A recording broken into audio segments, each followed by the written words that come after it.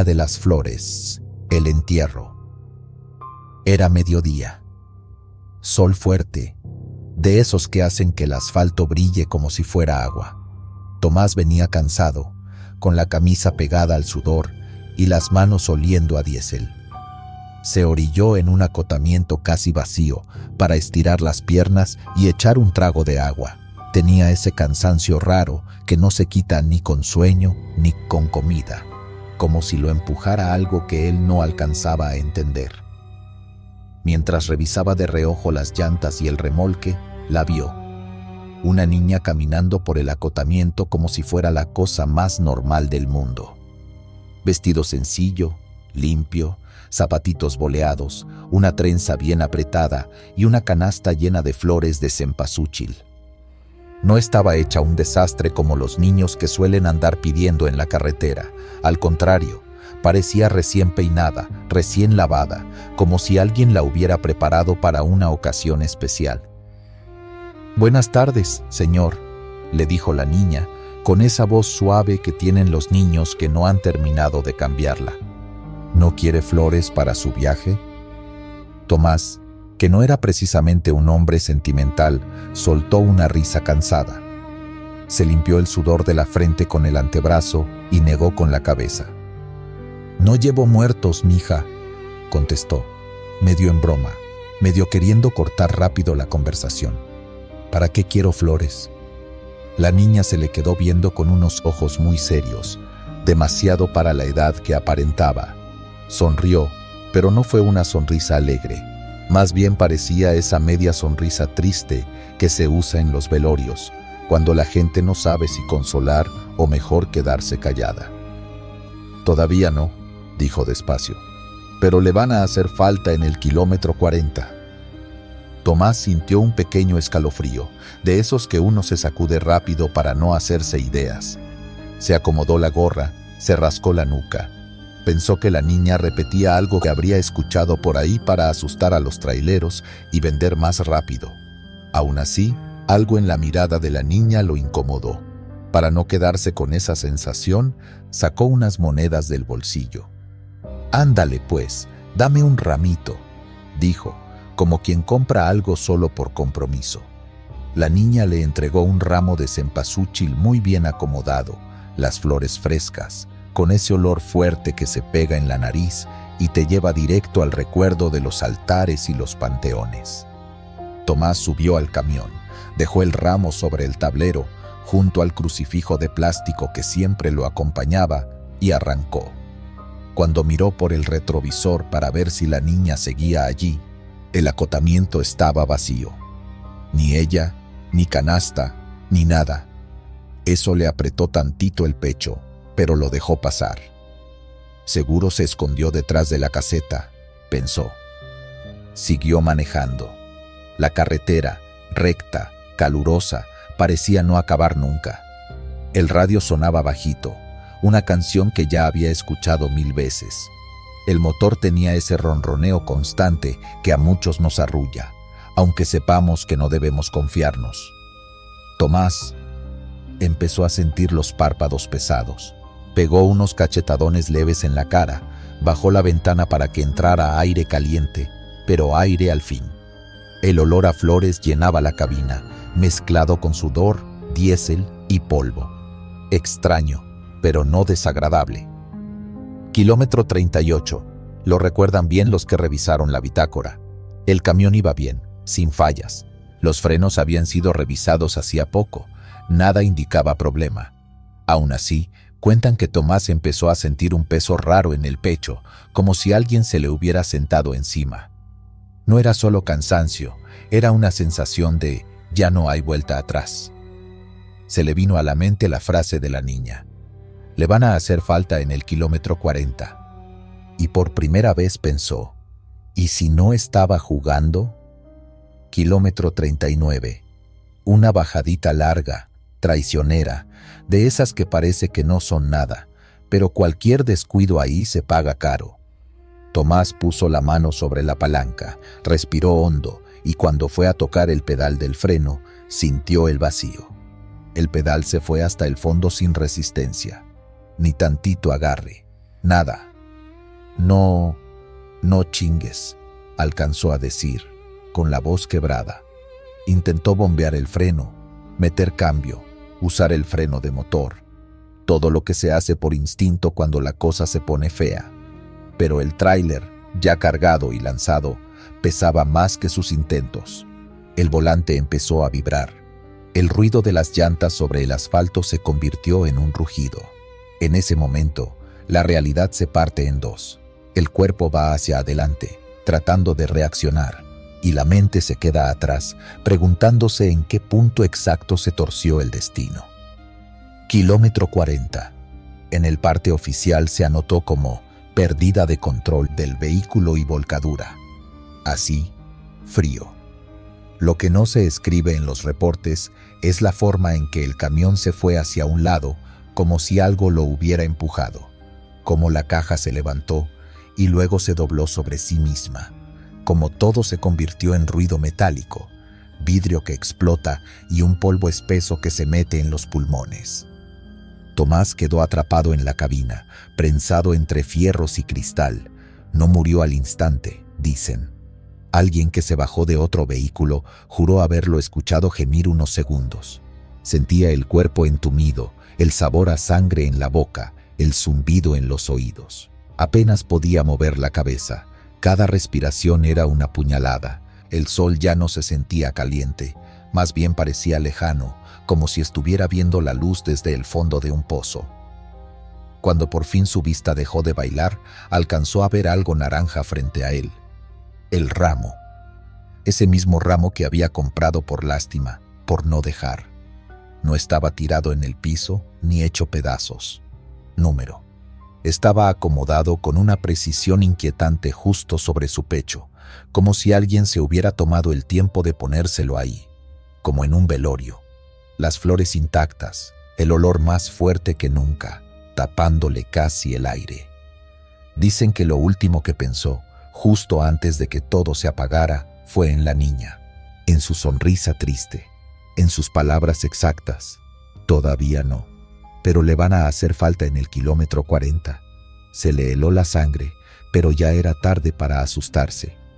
Hasta ahí llega la parte que cuentan los peritos y los paramédicos, la del accidente, los fierros, la muerte. Pero lo que empezó después es lo que volvió esta historia una leyenda, porque Tomás no fue el único que vio a la niña de las flores. Con los años, otros choferes empezaron a hablar bajito de una niña limpia, bien peinada, con cempasúchil fresco, que se aparece en el acotamiento antes de ciertos tramos peligrosos. No siempre es el kilómetro 40. A veces cambia, depende de la carretera. A algunos les ofrece flores para el viaje. A otros solo los mira pasar, como si contara cuántos quedan pendientes. Cuando alguien se detiene y le habla, ella suelta frases que se te quedan clavadas. Hoy va a haber cruz nueva. No se tarde en volver, lo van a estar esperando. O, no se preocupe, no es su turno. Hay quienes aseguran que, después de verla, decidieron parar a descansar, revisar frenos, cambiar la ruta y, sin querer, se salvaron de un accidente que ocurrió a los pocos kilómetros. Otros, por orgullo o por no creer en esas cosas, siguieron de largo. A veces no les pasó nada, a veces sí. Yo mismo, que te estoy contando esto, llevo años manejando y he visto muchas cosas raras en la carretera. Te soy sincero, a la niña como tal no la he visto y ojalá nunca me toque. Pero sí he pasado por tramos donde las cruces aparecen de la nada, donde de un año a otro ya hay 3 o 4 montoncitos de flores al lado del camino, todos juntitos, como si la muerte se hubiera encariñado con ese pedazo de asfalto. Y cuando pasa eso, cuando veo cempasúchil fresco en lugares donde casi nadie se detiene, se me enchina la piel y bajo la velocidad sin pensarlo. Algunos dicen que la niña es el espíritu de una pequeña que murió en un accidente parecido, que nadie reclamó su cuerpo y por eso se quedó a medio camino, vendiendo flores para los que les toca después. Otros juran que es un aviso, algo que manda Dios, la carretera o lo que cada quien quiera creer para que no nos confiemos. También están los que aseguran que es pura historia inventada por choferes aburridos. Pero esos mismos, curiosamente, cambian de carril cuando ven un montoncito de flores solas en el acotamiento. Nadie quiere arriesgarse a descubrir si es cierto o no. Al final, cada quien decide en qué creer. Lo que sí es verdad es que la carretera no perdona distracciones, orgullos ni confianza de más. Y también es verdad que, detrás de cada cruz y cada ramo de cempasúchil, hubo alguien que pensó que a él nunca le iba a pasar, que el freno no iba a fallar, que el sueño se aguantaba tantito más. Si alguna vez vas manejando y en un tramo solitario ves a una niña tan limpia, tan fuera de lugar, ofreciéndote flores para el viaje, tú sabrás qué hacer. Puedes reírte, decir, yo no llevo muertos, y seguir como si nada. O puedes detenerte un momento, revisar tu camión, respirar hondo y tomar en serio el aviso, aunque creas que son puras supersticiones. Yo, por lo pronto, cada que paso cerca de 1,40 km, el que sea, aflojo el acelerador, miro las cruces al lado del camino y, aunque no compre flores, en mi cabeza hago lo mismo de siempre. Le dedico un pensamiento a los que ya no regresaron y me repito, casi como oración, que hoy no sea mi ramo, que hoy no sea mi entierro. Porque en esta vida, y más en la carretera, nunca sabes cuándo te va a salir al paso la niña de las flores. Y si se aparece, es porque para alguien ya es demasiado tarde. Mano de la bruja, el amuleto. El objeto que primero te salva y luego te quiere cobrar. Cuenta él que fue en un pueblito caluroso, pegado a la carretera. Había parado a cenar unos tacos y a echarle diésel al camión.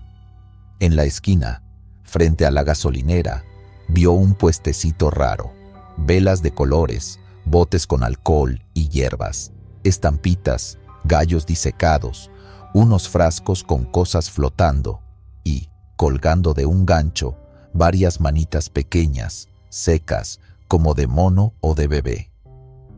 ¿Y eso qué es?, preguntó, más por morbo que por interés. La señora del puesto lo miró con una sonrisa chueca. Tenía los ojos chiquitos, como enterrados en la cara, y el cabello recogido en un chongo apretado. «Es la mano de la bruja», le dijo. «Pa' que no te falte chamba, pa' que no te pase nada en el camino. Te cuida, si la respetas». Esteban se rió nervioso. La mano era una cosa fea, piel reseca, uñas largas, curvas, como si las hubieran limado a propósito. Tenía un hilo rojo amarrado en la muñeca. «¿Y esto de qué animal es?», insistió. La mujer bajó la mirada. «No pregunte tanto. Si la va a llevar, llévela. Si no, déjela ahí. No le gusta que la anden escogiendo». Eso lo inquietó un poco, pero también le picó el orgullo. No quería quedar como miedoso, y además acababa de tener varias semanas de mala suerte. Ponchaduras, retrasos, una multa tonta. Pensó, «Bah, es un pedazo de cuero seco, nada más». Y sacó el dinero. «Va, me la llevo, a ver si con esto se compone la racha». La señora se la entregó despacio, como si de verdad estuviera pasando algo vivo. Cuando Esteban la tomó, le llamó la atención una cosa. Estaba fría, pero no tanto como debería. No era hielo. Era como tocar una mano muy delgada de una persona viva que lleva rato sin moverse. «Nomás acuérdese de no ofenderla», le advirtió la mujer. «No le falte al respeto, no la tire, no la cambie de lugar por juego, y menos la toque cuando esté enojado». Esteban solo asintió. En su cabeza, aquello ya era mitad chiste, mitad historia para presumir en la próxima parada. Esa misma noche, ya en carretera, colgó la mano disecada del espejo retrovisor de la cabina. Se veía extraña, balanceándose junto al clásico crucifijo de plástico y un llaverito viejo. «Ándale, mano milagrosa, a ver si es cierto», murmuró. Y curiosamente, los siguientes días le empezaron a salir bien las cosas. Llegaba a tiempo, no encontraba retenes pesados, le daban propina en las descargas, hasta le tocaban buenas canciones en la radio. Los otros traileros veían la mano y hacían bromas. «Qué asco, compa, quita esa cosa, parece mano de niño». «Es la mano de la bruja, ¿tú qué sabes?», contestaba él, entre risas. «Desde que la traigo, no me ha pasado nada malo». Todo iba bien, hasta que empezaron los detalles pequeños. Una noche, mientras manejaba en línea recta, sintió que algo le rozó el cuello, muy leve, como un dedo frío. Volteó creyendo que era un mosco. Nada. La mano seguía colgando, quieta. Pensó que era cansancio. A la tercera vez que sintió ese cosquilleo, se puso incómodo. Empezó a tener sueños raros. También, manos negras saliendo de abajo del asiento, uñas raspando el tablero, una voz de mujer riéndose bajito, pegada a su oído. Lo que terminó de hacerlo dudar ocurrió una madrugada, pasando por un tramo solitario lleno de neblina. Iba con el vidrio entreabierto para no dormirse, la radio baja, las luces largas tratando de cortar la bruma. En eso, de reojo, vio cómo la mano del espejo se movía, no balanceada por la vibración del camión. No, los dedos se cerraron, uno por uno, como si alguien estuviera probando la fuerza. Primero el meñique, luego el anular, luego el medio, hasta hacer un puño. Esteban tragó saliva, se le secó la boca. «Es mi imaginación, ya voy cansado», se dijo. Pero no era imaginación. El pulgar se levantó solo, como haciendo una seña obscena. Él soltó una carcajada nerviosa, casi con coraje. «Ah, sí, muy chistosa», le dijo a la mano. «Ya bájale». Desde ese momento, la racha buena se empezó a sentir distinta. Sí, seguían pasando cosas que podrían considerarse suerte, pero con un giro oscuro. Se libraba de chocar porque el otro coche era el que se estampaba con la barda. Evitaba un retén pesado y luego se enteraba de que ahí balearon a un compañero. Es como si la mano estuviera protegiéndolo, sí, pero a cambio de algo que él todavía no entendía. Un día, haciendo otra parada en ruta, otro chofer más viejo, de esos que ya vieron de todo, se le quedó mirando al amuleto. Se puso pálido. «Quita esa cosa de aquí, Esteban», le dijo bajito, casi sin aire. «¿Dónde la conseguiste?». Él se lo contó, medio riéndose. El otro negó con la cabeza. «No es mano de mono, ni de chivo, ni nada de lo que te hayan dicho. Es de humano, de niño o de mujer. Es brujería pesada. Esas cosas se hacen con gente que ya estaba marcada. Y si la cuelgas, te agarras su destino». Esteban se molestó. Sintió que se estaba pasando de dramático. «Ay, no exageres. Si fuera eso, ya me hubiera pasado algo». El veterano solo lo miró con lástima. «Te va a pasar. La pregunta es cuándo». Esa misma noche, cansado y de malas por los comentarios, decidió volver a la carretera. La cabina olía a plástico quemado, a café viejo, a sudor y, de fondo, a algo raro, como carne reseca mojándose. La mano colgaba ahí, quieta, pero a él le entraron ganas de arrancarla y tirarla por la ventana. No lo hizo, nada más la empujó con los dedos. «A ver, bruja, ya córtale», murmuró, medio burlón. «Ya me trajiste suerte, ya estuvo». La mano osciló, y juraría que en esa oscilación los dedos se cerraron un poquito más de la cuenta, como si se enojara. Las horas se alargaron. Era de madrugada. El camino era una cinta negra interminable. Esteban empezaba a cabecear. Subió el volumen de la radio, abrió más la ventana, se echó agua en la cara. Nada. La somnolencia insistía. En uno de esos parpadeos pesados, el camión brincó en un bache. El crucifijo dio una vuelta. El llavero chocó contra el espejo. Y la mano se soltó del hilo. Él sintió el golpe seco en las piernas, como si le hubiera caído una rata. «¡Ah, ching!», exclamó, pegando un brinco. Bajó la mirada un segundo. La vio allí, en su regazo, con los dedos flexionados, doblándose solos, como las patas de una araña al despertarse. Lo que pasó después se le quedó grabado con una nitidez horrible. La mano no rodó, no se deslizó, trepó, subió por su muslo, se agarró de la tela del pantalón y escaló, rápido, con movimientos cortos y secos. Él intentó atraparla con una mano mientras con la otra seguía sujetando el volante. El tráiler empezó a zigzaguear. «¡Quítate, cabra!», gruñó, tratando de agarrarla. Pero la cosa fue más rápida. Se le subió al pecho, trepó por su cuello y de pronto lo sintió, los dedos secos, huesudos, cerrándose alrededor de su garganta. La sensación no era como una mano normal, no era carne caliente, era algo rígido y frío por fuera, pero con una fuerza imposible por dentro. Los dedos se clavaban, buscando hundirse. Sintió cómo el pulgar le apretaba justo donde pasa la tráquea. El aire se fue de golpe. Soltó el volante un instante, instintivamente, tratando de arrancarse aquello del cuello. El tráiler se abrió tantito de carril. Las luces de un coche que venía de frente se asomaron a lo lejos, pitando. Esteban llevaba años manejando. Una parte de su cerebro siguió trabajando en automático, metió el volante hacia la orilla, pisó el freno poco a poco, luchando por no volcar el camión. Al mismo tiempo, sus dedos desesperados intentaban despegar esa mano disecada que le apretaba cada vez más. Notó algo todavía más perturbador. Las uñas se le clavaban en la piel, pero no eran rígidas como las de un cadáver seco. Se sentían blandas, como si la mano estuviera volviendo a hidratarse, a llenarse de carne. Empezó a ver puntitos negros en la visión. Le zumbaban los oídos.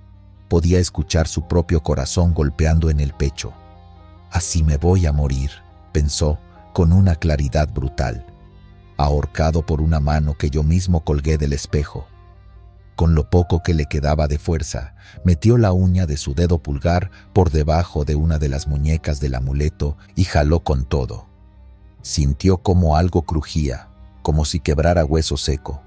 La mano se abrió un poco, lo suficiente para que entrara una bocanada de aire. Tosió, casi vomitando. El tráiler ya estaba casi orillado, rozando el acotamiento. En un último movimiento desesperado, arrancó la mano disecada de su cuello y la aventó contra el parabrisas. Pegó con un golpe hueco y quedó pegada un segundo, como si tuviera imán, con los dedos abiertos, marcando 5 manchas grasientas. Luego se deslizó despacio, dejando un rastro pegajoso, y cayó al piso de la cabina.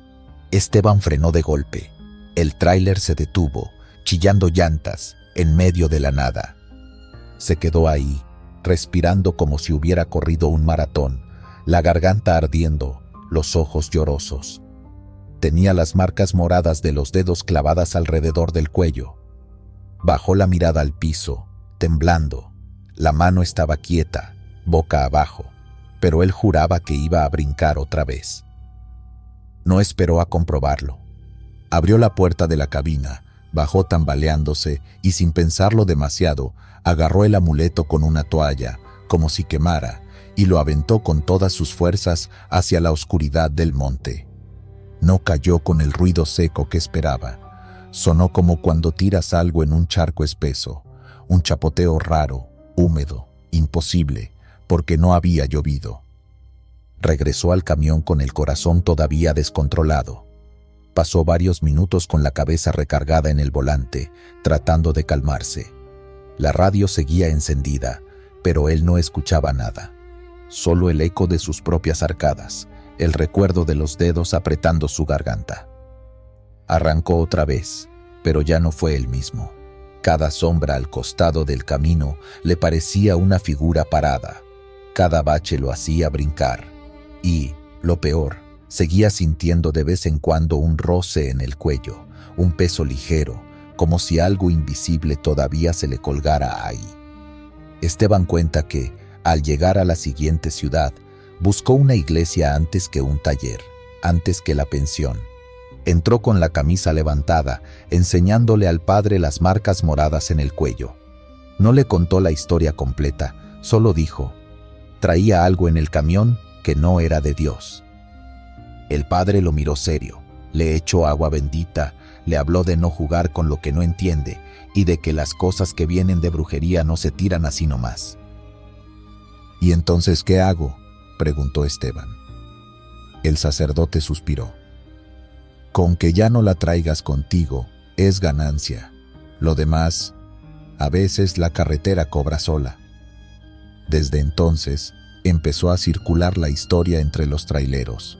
La mano de la bruja, la de Esteban, la que se soltó del espejo y casi lo mata por el cuello.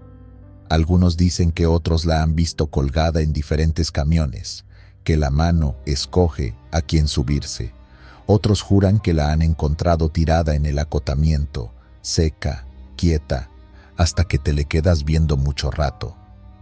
Yo, la verdad, no sé si fue sugestión, brujería o un ataque de sueño mezclado con culpa.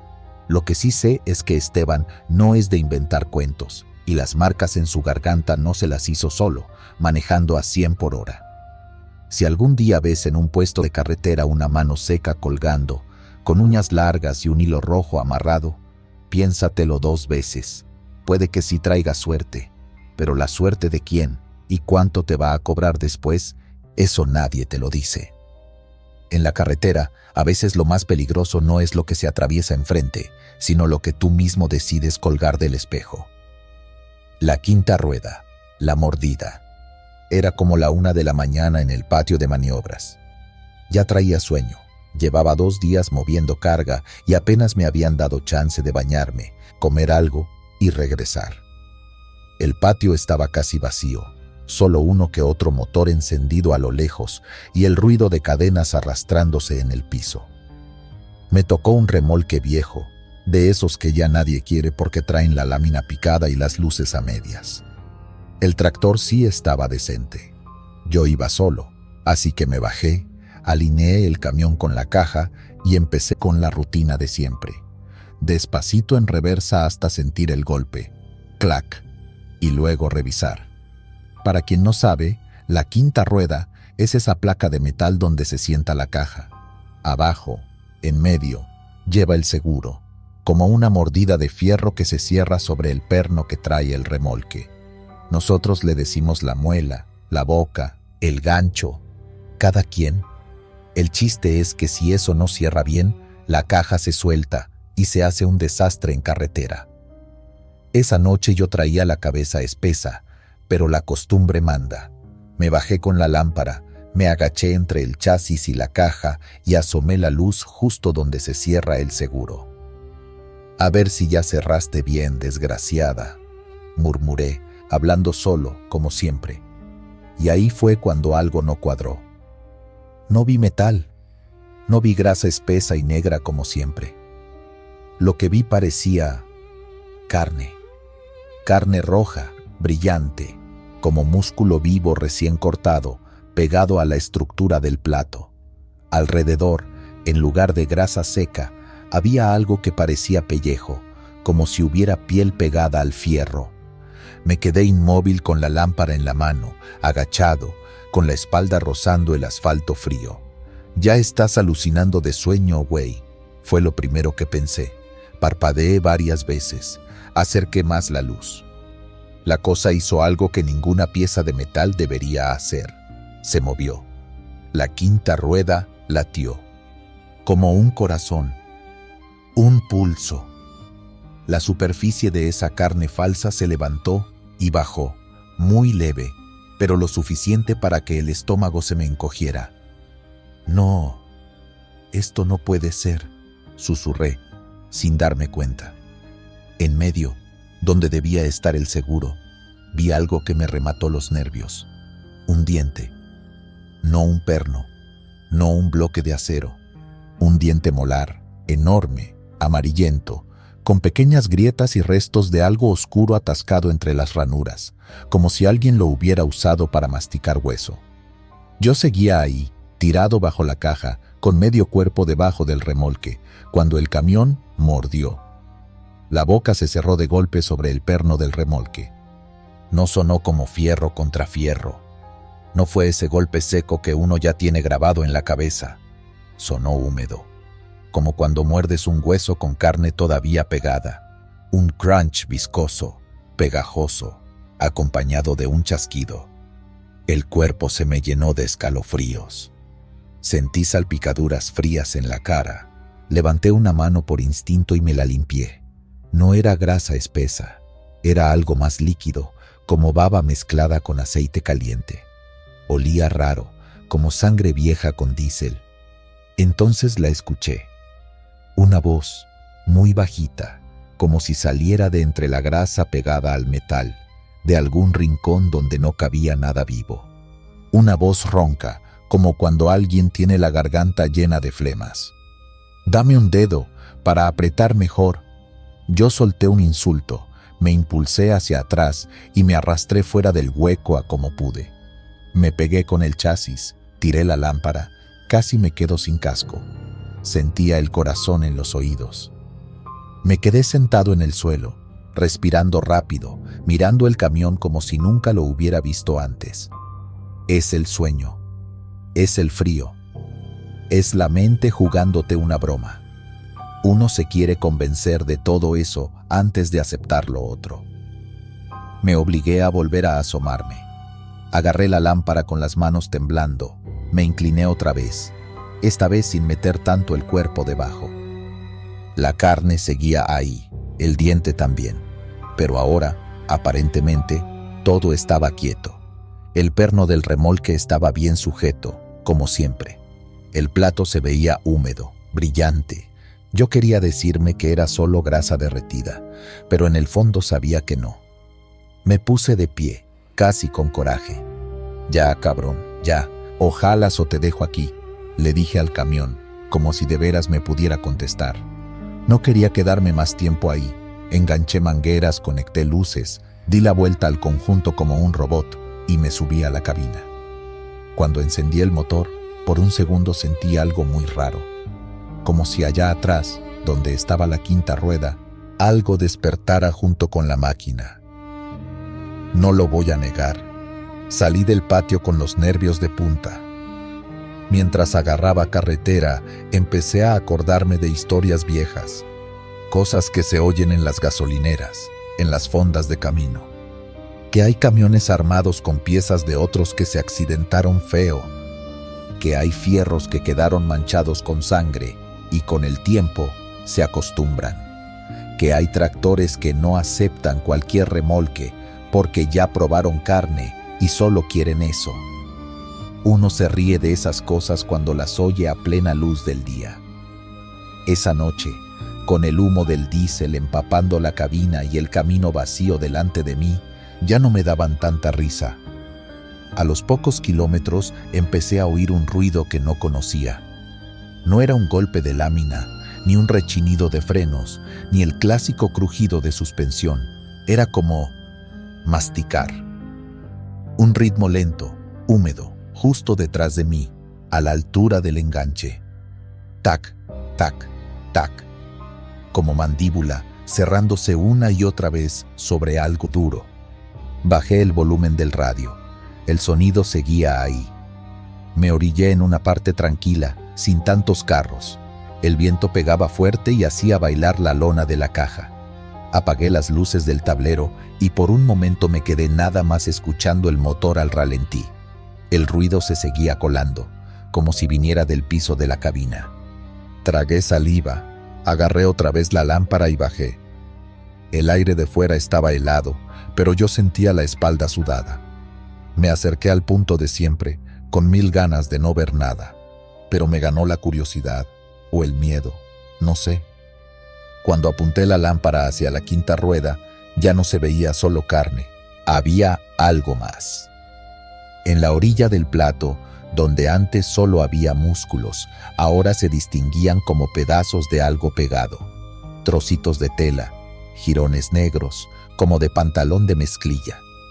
Y en uno de esos pedazos se veía una mancha seca, café oscuro, que no era aceite. El diente se veía más marcado, más vivo. como si acabara de morder algo. El plato entero hacía un pequeño movimiento, casi imperceptible, cada vez que se escuchaba el tac. Cerraba, abría, cerraba, abría. Entendí que ese sonido de masticar venía de ahí. Me acerqué demasiado. No sé en qué estaba pensando. Tal vez quería tocarlo para convencerme de que todo era una mala jugada de la vista. Metí la mano con el guante, despacio, solo para rozar la orilla del metal, o lo que yo quería que fuera metal. Sentí algo caliente. No era frío de fierro, era tibio, casi como piel. En ese segundo, el plato se estremeció y dio un pequeño salto hacia mí. El diente golpeó el espacio donde estaba mi mano un momento antes. Por puro reflejo, la retiré. El diente rozó el guante y lo rebanó de lado a lado, como si hubiera sido papel. Me quedé viendo el guante destrozado, el corte limpio, los hilos colgando. Si no lo quito, esa cosa me agarra la mano. El olor que subió del plato fue asqueroso. Una mezcla de grasa quemada, sangre vieja y carne podrida. Me dieron ganas de vomitar. «¿Qué eres, cabrón?», alcancé a decir, con voz tan baja que ni yo me oí bien. Otra vez, la voz, ahora más clara, como si ya hubiera calentado la garganta. «Con fierro no me lleno». Yo no esperé a que dijera más. Retrocedí casi tambaleando. Me subí al camión y cerré la puerta con seguro, como si eso sirviera de algo contra algo que estaba pegado al mismo tractor. Seguí el viaje, no porque quisiera, sino porque también te gana la terquedad, el trabajo, el ya casi llego, el nomás entrego esta caja y luego veo qué hago. En la siguiente bajada larga, esa donde todos se ponen nerviosos por los frenos, el remolque empezó a moverse raro. No era el típico jaloneo de peso. Era como si la caja quisiera despegarse y algo la mantuviera pegada a la fuerza. Sentía tirones secos, como si alguien le diera mordidas al aire entre la caja y el tractor. «Aguanta, aguanta», le decía al camión, apretando el volante. En un punto, sentí un tirón tan fuerte que pensé que la caja se iba. Vi por el retrovisor y juraría que la unión se separó 1 centímetro. Y volvió a juntarse, como 2 mandíbulas cerrándose otra vez. La idea me atravesó la cabeza como un cuchillo. Si esa cosa suelta la caja aquí, se lleva a quien venga atrás, y si no la suelta, me quiere a mí. Llegué a la caseta como pude.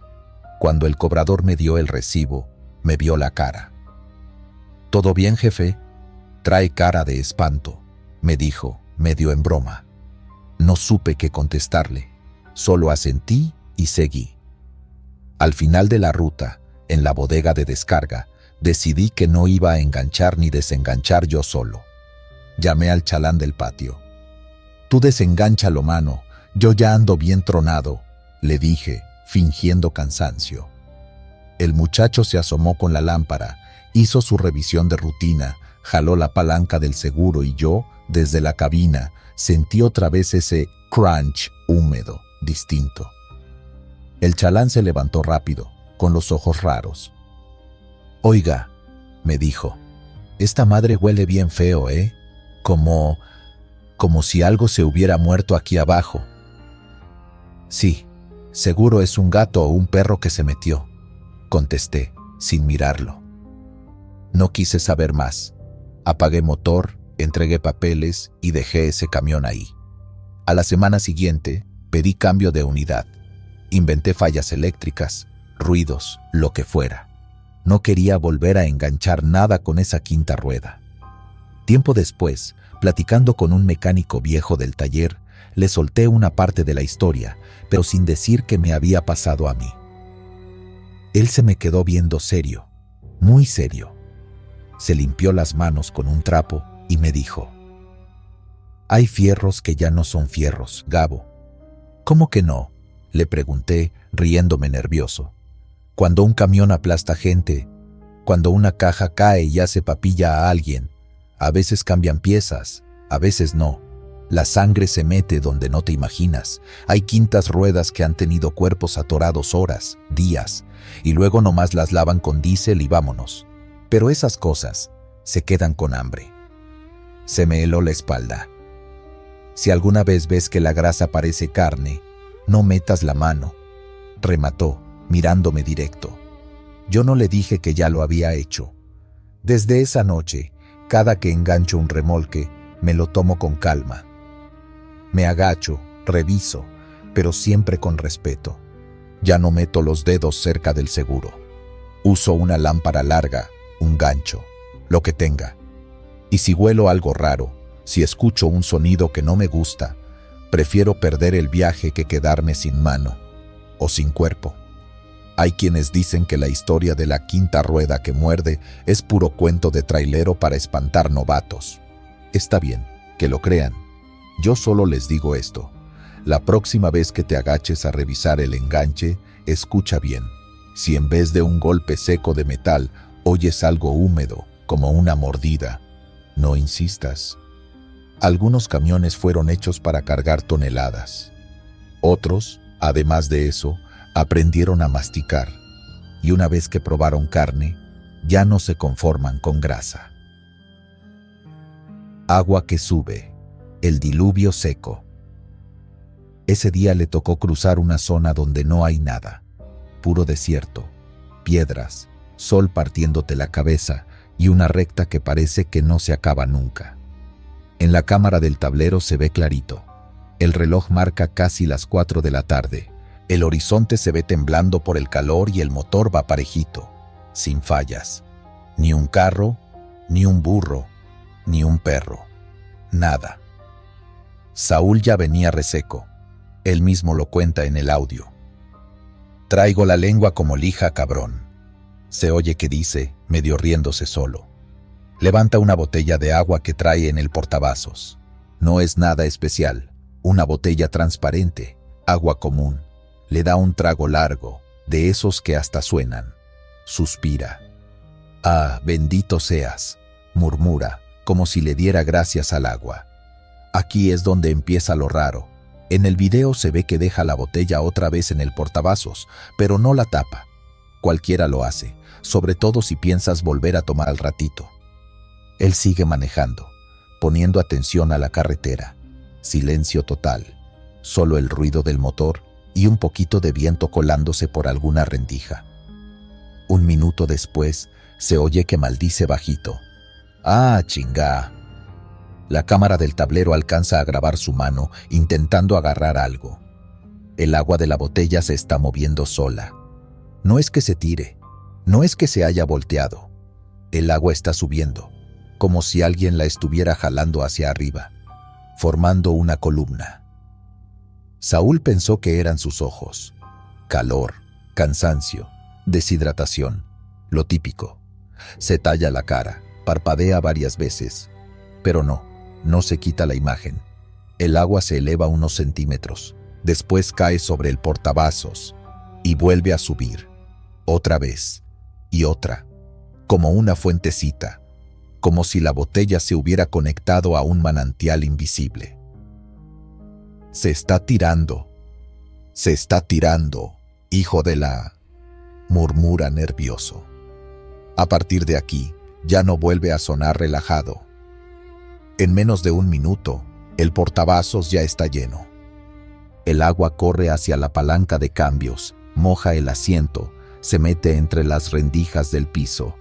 Hasta aquí todavía podría parecer una fuga rara, algo explicable. Pero se ve en la cámara que la botella sigue en su lugar, derechita, y el nivel dentro no baja, no se vacía. Parece que la botellita tiene el mismo agua de siempre, pero afuera el piso del camión ya brilla como charco. Saúl empieza a respirar más rápido. El video tiene audio ambiente y se escucha clarito. No mames, ¿de dónde sale tanta agua?, dice entre dientes. Fuera de la cabina, el mundo sigue igual. Ventanas secas, desierto seco, cielo seco. Ni una nube, ni señal de lluvia. Pero dentro, los tenis ya chapotean. El agua le llega a los tobillos. Se oye cómo salpica cuando mueve los pies para intentar acomodarse. Ahí comete el error que cualquiera haría. Piensa que es una fuga de algún tanque, de algo roto. No se le ocurre que lo que está mal no son las mangueras, sino la realidad. Frena el tráiler y orilla la unidad. Todo eso queda grabado. El movimiento brusco, el cinturón rechinando, la botella quieta y esa pequeña fuente imposible que sigue saliendo del plástico, como si hubiera un océano entero adentro. Cuando se detiene, el agua ya le llega a media pantorrilla. El reloj del tablero parpadea. Algunas luces del tablero empiezan a fallar, como si ya estuvieran húmedas por dentro. El clima truena. El estéreo hace un ruido feo, como si le pasaran una esponja mojada por los cables. Ya estuvo, dice Saúl, intentando sonarse valiente. Se inclina para agarrar la botella. Ese detalle siempre pone la piel de gallina cuando lo ves en cámara. Su mano atraviesa el chorro y por un segundo el agua no lo moja. Lo rodea, como si evitara tocarlo, como si tuviera voluntad propia. La agarra de golpe, la saca del portavasos, pero el chorro no para. Se queda flotando en el aire, como una cuerda líquida que sigue saliendo del mismo punto donde estaba la boquilla. Y la botella, ahora en su mano, está vacía. Ahí, Saúl se queda mudo. Solo se oye su respiración. Luego suelta una carcajada nerviosa, de esas que salen cuando uno ya no sabe si está soñando o se volvió loco. No, ya me pegaron el toloache en la base. Bromea, pero la voz le tiembla. El agua le llega a las rodillas. En el cristal, por dentro, ya se ven pequeñas gotas resbalando, como en un baño con vapor. Y afuera, insisto, todo seco, seco, seco. Intenta abrir la ventana. Gira la manija, pero solo baja unos centímetros y de inmediato el agua se agolpa ahí, empuja hacia arriba y la cierra otra vez, como si alguien la hubiera golpeado desde afuera. Saúl se asusta en serio. La cámara lo muestra tragando saliva. A ver, cálmate, cálmate, se repite. Pero el agua no entiende de calma. En menos de lo que maldice otra vez, ya le llega a la cintura. El asiento empieza a flotar un poco con su peso, crujir. Las cosas que trae en la cabina salen navegando. Una gorra, un refresco, papeles, un rosario que tenía colgado en el espejo queda flotando frente a él, bailando lento. En la grabación se oye un sonido nuevo, algo como un rumor de mar, como si, de la nada, hubiera olas pequeñas rompiendo en la orilla de una playa lejana. No sabemos si venía de la memoria de Saúl, de su cabeza al borde del colapso, o si realmente la cabina empezó a sonar como un acuario gigante. Cuando el nivel le llega al pecho, la cosa cambia de espeluznante a mortal. El agua ya está tan alta que le cuesta trabajo mover los brazos. El cinturón de seguridad se le pega al torso como serpiente mojada. Intenta soltarlo y, con manos torpes, al fin lo logra. Se pone de pie sobre el asiento, como si eso sirviera para ganar unos centímetros más de vida. No puede ser, esto no puede estar pasando, susurra. El cuadro se oscurece un poco porque el agua tapa parte de la cámara del tablero. Se ve todo distorsionado, con ondas, como cuando grabas bajo el agua. Las luces del tablero quedan debajo del nivel y empiezan a lucir como esas lámparas raras de pecera. Verde, rojo, naranja, todo bailando en el agua. Y entonces, lo peor, entre los pedales, algo se mueve. Al principio parece solo una sombra. Luego se distingue mejor en el video. Una silueta larga, delgada, que pasa rozando el freno y vuelve a perderse. Saúl la ve. Lo sabemos porque lanza un grito ahogado. ¿Qué? ¿Qué fue eso? El agua ya le llega al cuello. Tiene que empinar la cabeza contra el techo para seguir respirando. Se apoya con una mano en el techo de la cabina, con los nudillos blancos del esfuerzo, y con la otra intenta abrir la puerta. Gira la manija, empuja. Nada. La presión del agua no lo deja. La puerta ni se mueve. Dentro del agua, a la altura del volante, otra sombra pasa nadando despacio. Una especie de pez, pero no es un pez normal. Tiene la boca llena de dientes largos, puntiagudos, que chispean con los destellos del tablero. Los ojos no reflejan luz, solo parecen huecos negros. Un animal de profundidad, de esos que uno solo ve en documentales del fondo del mar, no en la cabina de un tráiler en medio del desierto. En la grabación se ve cómo Saúl deja de intentar abrir la puerta. Se queda inmóvil, temblando, mirando esas cosas que empiezan a aparecer cada vez más. No es solo uno, son varios. Cuerpos alargados, mandíbulas imposibles, luces pequeñas en la frente, como faritos bioluminiscentes titilando alrededor del volante y de sus rodillas. No están aquí. Esto es mi cabeza, se repite, casi llorando. El agua le tapa la boca. Se pone de puntitas sobre el asiento, raspando con la coronilla el techo. Sus pulmones ya van al límite. La cámara graba sus burbujas subiendo, rompiéndose contra el techo de la cabina como si fuera el cristal de un acuario. Y en medio de todo, ese sonido. Un mar que no existe afuera, solo adentro, como si el camión estuviera, de repente, en lo más hondo del océano. En el video se ve el último intento. Saúl se llena de valor, toma aire como puede, se zambulle y nada hacia la puerta. La cámara apenas lo sigue, todo ondulado. Lo vemos jalando la manija con ambas manos, pateando el piso, desesperado.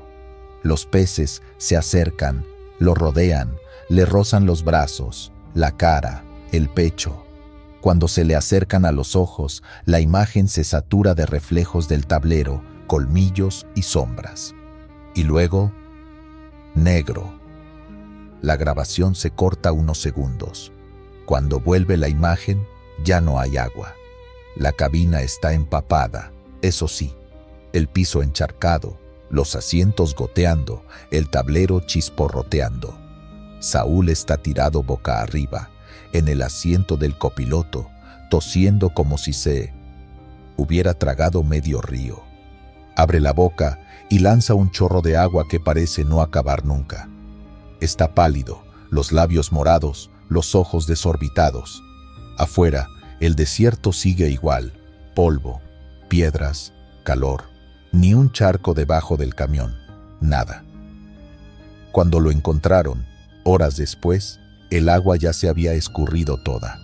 El piso seco, solo manchas de sal en las alfombrillas, como si se hubiera evaporado agua de mar ahí adentro.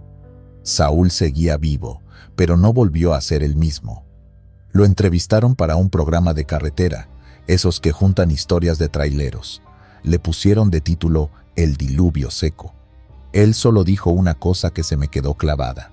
No era agua normal, se sentía pesada, como si tuviera recuerdos, como si quisiera que yo también me hundiera con ellos. Desde entonces, entre camioneros se hizo una especie de ley.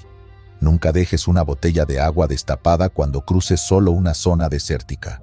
Suena superstición, sí, y puede que lo sea, pero muchos, cuando cuentan esta historia, miran de reojo su propia botella y la tapan bien, aunque se rían después. Porque al final, uno aprende que en la carretera todo lo que te puede matar viene de afuera. Otro carro, un bache, un asalto, un animal. Lo que nadie espera es ahogarse adentro del camión, con el mundo seco del otro lado del cristal. Y si algún día vas solo, con calor y sed, y ves que el agua en tu botella se mueve de más, aunque no haya baches, acuérdate de Saúl. Tapa la botella. O mejor, detente, baja del camión, respira aire seco y mira al cielo. Si Dios quiere, solo era tu imaginación. Y si no, ojalá tengas más suerte que él. La voz de la madre, la imitadora. Esa noche yo venía reventado. Llevaba casi 10 horas manejando, el lomo hecho trizas, los ojos ardiendo de tanto foco alto de frente. Era una de esas madrugadas en las que ya no sabes si tienes frío o calor. solo traes un cansancio pegado en la nuca que no te deja pensar bien. Vi la parada de descanso como bendición. Un pedazo de terreno plano, un par de postes de luz amarillenta, unos baños de concreto grafiteados y 2 o 3 camiones más estacionados en fila, todos apagados como monstruos dormidos. Apagué el motor y de inmediato me cayó encima el silencio. El silencio de carretera es raro. No es quieto, siempre hay algo sonando bajito. El viento, los bichos, un perro a lo lejos, pero esa vez, nada. Solo mi respiración y el tic-tic del motor enfriándose. Cerré las cortinas de la cabina, acomodé la almohada mugrosa que traigo desde hace años y me tiré boca arriba. Ese olor a diésel, plástico caliente y sudor, ya ni lo noto. Es como mi casa. Me estaba quedando dormido cuando la escuché. «Hijo, abre la puerta. Te traje café». Se me heló la sangre. Era la voz de mi mamá, igualita. No parecida, no me recordó a... Era la voz de mi madre hablándome desde la otra lado de la puerta, como cuando me despertaba de chamaco para ir a la escuela. Tenía esa misma calma, ese mismo tonito de «ándale ya». «Mamá», dije sin pensar, medio adormilado. «¿Qué haces aquí?» Tardé unos segundos en hacer la cuenta. Mi mamá vivía a casi 500 kilómetros de ahí, y además estaba muerta. Llevaba 2 años en el panteón del pueblo. Yo mismo cargué el ataúd. Yo mismo tiré la primera palada de tierra. La mano se me fue sola hacia la cortina para asomarme. Ya iba a abrir cuando me cayó encima el recuerdo del funeral, del cajón bajando, del olor a flores marchitas. Sentí un jalón en el estómago, como cuando frenas de golpe. Me quedé congelado, con los dedos apretando la tela. «Apúrate, hijo», volvió a decir la voz. «El café se va a enfriar». Tragué saliva. No contesté. Empecé a notar esos detallitos que antes no ves. No se escuchaban pasos, ni bolsa, ni termos chocando, nada. Solo la voz, muy clara, demasiado clara. Me entró un temblor en las manos. «Es un sueño», me dije. «Estoy tan cansado que ya estoy alucinando». Pero el corazón me estaba retumbando en el pecho, tan fuerte que escuchaba la sangre en los oídos. ¿No se siente un sueño así? «Mamá», murmuré, sin darme cuenta. «Tú ya no estás». Del otro lado se hizo silencio. Un silencio raro, denso, como cuando alguien te escucha y no sabe qué contestar. Y entonces la voz cambió. No fue que se enojara y ya. Se quebró. Dejó de sonar humana. Se volvió gruesa, ronca, como si se le llenara de piedras la garganta. «Abre la puerta», gruñó. «Sé que estás ahí. Carne fresca». Sentí que el alma se me salía por los pies. No hay otra forma de explicarlo. El cuerpo me reaccionó solo. Me hice bolita en la cama, jalé la cortina hasta dejarla bien cerrada, como si esa tela pudiera salvarme de algo. En ese momento vino el primer golpe. ¡Bam! La puerta de la cabina se hundió hacia adentro, como si alguien le hubiera aventado una piedra enorme. El camión entero vibró. Las llaves, la moneda que traigo por ahí, todo tintineó. Me tapé la boca con la mano para no gritar. Sentí las lágrimas calientes en los ojos sin siquiera haberlas querido. «Ábreme», rugió esa cosa, golpeando otra vez. «Me hueles a sangre nueva». Cada golpe hacía que el metal crujiera. Se escuchaba como cuando abollan una lámina con un mazo. Yo conocía el sonido. He visto accidentes. He visto cómo queda un cabina cuando un tráiler la besa de frente. La diferencia es que eso estaba pasando despacio, a golpes, y afuera no había nadie más que esa cosa. Quise agarrar el celular, marcarle a cualquiera, pero no atinaba ni a desbloquearlo. Los dedos no me obedecían. Los sentía torpes, fríos, como si no fueran míos. Cuando por fin logré ver la pantalla, no había señal, ni una raya, nada. «Madre de Dios», susurré, temblando. No soy de rezar mucho, la verdad, pero esa noche empecé a aventar todo lo que me sabía. Padres nuestros, Aves Marías, lo que se me ocurriera. La voz de esa cosa seguía ahí, pegada a la puerta, mezclada con golpes y rasguños. Porque luego vinieron los rasguños, como uñas largas bajando por el metal, despacio, buscando entrada. Un sonido agudo, desesperante, que se clavaba en los nervios. Ras, ras, ras, empezando arriba y bajando hasta la chapa. La cosa susurraba ahora, pero no alcanzaba a entender. Solo cachaba pedazos. Abre, hambre, hijo, carne. Hubo un momento en que, por puro instinto, quise asomarme por la ventanita lateral. Me acerqué en 4 patas, como si no quisiera que el camión se diera cuenta de que me movía, el corazón a 1000 por hora.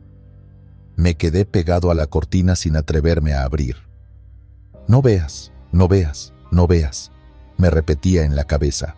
Si ves, te quiebras. Y entonces escuché algo que me partió. Saúl, dijo, ahora con la voz de mi mamá otra vez, pero rota, llorando. Me duele, hijo. ¿Por qué no me abres? La cortina se me resbaló entre los dedos. Estuve a nada, a un pellizco de tela, de correrla. No sabes lo que es que te llamen así, con esa voz, con ese tono que solo alguien que te crió puede usar. Te jala desde lo más tonto y lo más profundo de uno. La culpa, la nostalgia, los te quiero que ya no dijiste. Me salvó un detalle absurdo. Mi mamá nunca me decía Saúl cuando estaba triste. Me decía mijito, siempre, hasta de grande. Y en ese momento lo pensé. Ella no me hablaría así, no es ella. Fue como si alguien me diera una cachetada de golpe. Me eché para atrás, casi tropezándome con mi propia cama. «Tú no eres mi madre», grité con lo que me quedaba de voz. Del otro lado de la puerta se hizo un silencio brutal, el tipo de silencio que hasta duele. Luego vino una carcajada. No era risa humana. Sonaba como si alguien se estuviera ahogando y riendo al mismo tiempo. Un gorgoteo espeso, pegajoso, mezclado con algo que recordaba a los chillidos de un cerdo en el rastro. «Ya te reconocí, Saúl», dijo, y ahora no sabía qué voz usaba. «La próxima vez va a ser alguien más. Tu padre, tu mujer, tu hijo. Siempre abren. Tarde o temprano abren». Empezó a caminar alrededor del camión. Lo supe por los pasos, pesados, arrastrados, y por los pequeños golpes en la lámina, como si fuera tanteando. De pronto, del lado del copiloto, algo raspó el vidrio. Luego, del lado de atrás, como si se subiera a la caja. El tráiler entero crujía, rechinaba la suspensión, se sentía el peso moviéndose afuera. Yo me quedé hecho bolita, pegado a la pared de la cabina, sudando frío, los dientes apretados hasta que me dolió la mandíbula. No sé cuánto tiempo duró eso. En la oscuridad de la cabina, sin reloj a la vista, los minutos se estiran y se vuelven tortura. Lo único que recuerdo es que en algún punto los golpes se hicieron más lejanos, como si esa cosa se fuera alejando entre la nada. La última vez que la escuché, ya estaba muy lejos, perdiéndose en los cerros, pero aún así su voz llegó clarito. «Nos vemos luego, hijo, cuando te falle la memoria». Después de eso, nada. Solo el crujido ocasional del camión acomodándose con el frío, y mi respiración que empezaba a calmarse. No dormí. Me quedé ahí, con los ojos abiertos, viendo la forma difusa del techo de la cabina, esperando que en cualquier momento volviera. Cada ruidito me hacía brincar. Cada vez que el viento movía algo afuera, sentía que la puerta se iba a hundir de nuevo. Cuando el cielo empezó a ponerse gris y escuché el motor de otro camión encendiéndose, me animé a moverme. Abrí la cortina con cuidado, como si del otro lado fuera a encontrar una cara pegada al vidrio. No había nadie, Solo la luz fea del amanecer, el vapor saliendo del escape de los otros trailers y un par de pájaros parados en el cable. Bajé de la cabina con las piernas temblándome. El aire frío de la mañana me pegó en la cara, y ahí fue donde vi bien la puerta. Estaba abollada hacia adentro, como si alguien hubiera estado dándole de patadas con una fuerza descomunal. La lámina tenía marcas largas, profundas, como arañazos. En algunos puntos, la pintura se había levantado. Me quedé viendo esas marcas, sin encontrarles forma. No eran de uñas normales, eran más largas, desparejas, como si alguien hubiera raspado con huesos o con algo peor. Un trailero que estaba a 2 camiones de distancia se me acercó, con el café en la mano. ¿Qué te pasó, compa? ¿Te quisieron abrir? Yo no escuché nada en la noche. Lo miré y me di cuenta de que de verdad no sabía. Nadie escuchó los golpes. Nadie se enteró de los gritos. Para ellos fue una noche tranquila. No sé, alcancé a decir. Capaz pegué con algo en la carretera. Mentí. ¿Qué le iba a decir? Un demonio con la voz de mi mamá vino a tocarme la puerta. Me iba a ver la cara y luego se iba a seguir de largo. Más tarde, en otra base, solté la historia con unos conocidos, y ahí fue cuando empecé a entender que no era el único. Uno dijo que a un compa, allá por Durango, le hablaron con la voz de su hijo chico, que se había muerto ahogado años antes. Le pedía ayuda desde afuera del camión, llorando. El tipo abrió. A la mañana siguiente lo encontraron muerto, con la puerta abierta y la cabina hecha un desastre, pero sin una sola gota de sangre. Otro contó que, cerca de donde me pasó a mí, escuchó a su papá, que llevaba rato muerto, regañándolo por manejar de noche. No abrió, pero se quedó sin frenos pocos kilómetros después. Juraba que eran señales. Entre tanta plática salió el mismo nombre. La Imitadora. Un algo de cerro, de brecha, que se pega donde hay soledad, cansancio y gente rota. No necesita mostrar la cara. Le basta con saber a quién extrañas, a quién le debes un abrazo que ya no diste. Yo no sé qué era. No sé si era un skinwalker de esos que cuentan en videos gringos, una bruja, un demonio o la pura maldad agarrando forma. Lo que sí sé es cómo me hizo sentir, desnudo por dentro. Usó la única voz que todavía escucho en sueños, la voz que me decía que me cuidara para tratar de matarme. Desde esa noche cambié algunas cosas. Ya no duermo en cualquier lado, menos si la zona está solísima. Siempre reviso que haya al menos otro camión prendido, algo de movimiento. Traigo un rosario colgado en el tablero que antes nomás estaba ahí de adorno.